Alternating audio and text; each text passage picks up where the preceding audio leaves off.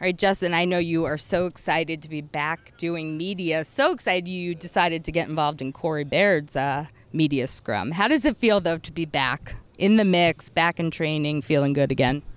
Yeah, it's awesome. It's fun. Obviously, it's tough watching from the sideline, so I'm excited to be back out there with the boys and hopefully contribute.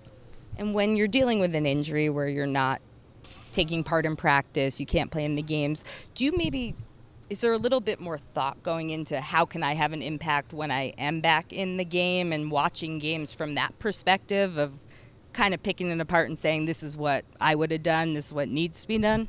Yeah, absolutely. Obviously, when you're out, you can't do much on the field, but you watch the games, you break down games, and you kind of analyze what's going on with the games. Which when you're on the field, obviously you don't get to see that.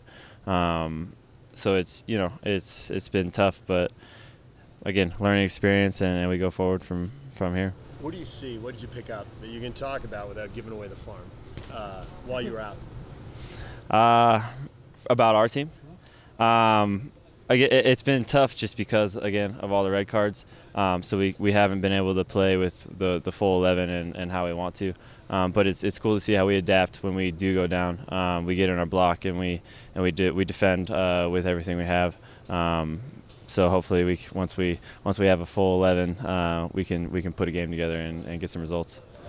When you see a guy like Corey come back from the call-up, is there something noticeable? Is there a change or something you can discern that's different? Yeah. Whenever you come back from national team, your confidence is high, which is always good. It raises the level of everyone in the group, and Corey's done that every time he's come back. He's brought the level up and raised the level of everyone. So yeah, it's fun to see him back, and we're gonna need him. So. After watching Seattle get off to a couple of terrible starts, are you a little surprised to see them come out of the gate flying the way they have been? Yeah, it's weird, huh? It's weird. They're not. No, they're a quality team, and they have a lot of quality players. So it's not too much of a surprise to me.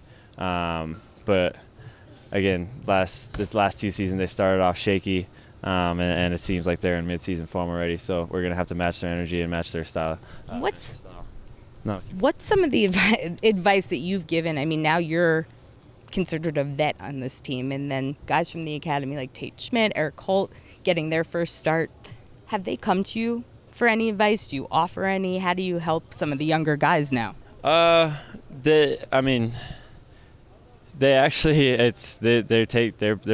pros. They take care of their bodies. They do all the small stuff right. They really haven't asked for much. They've adapted really well. I live with Tate now, so we hang out a lot, and if he has questions about anything, I'm always here as a resource, as is Aaron, as is Brody, who's been a pro for however many years now.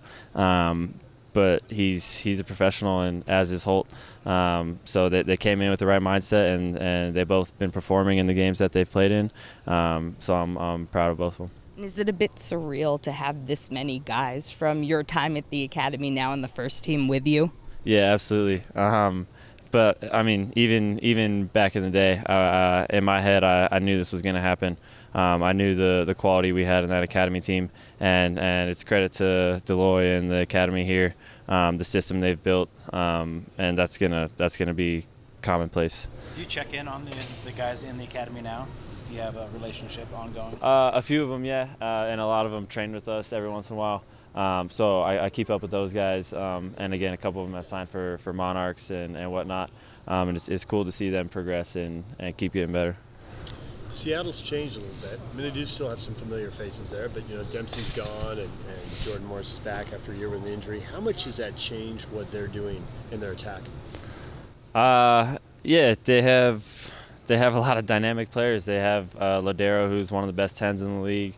Jordan Morris has obviously come back and made a strong impact.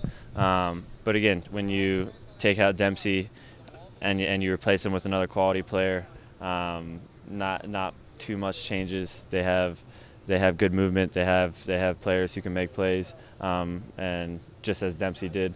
So we just have to go in with that same mindset as even if they had Dempsey, and hopefully shut it down.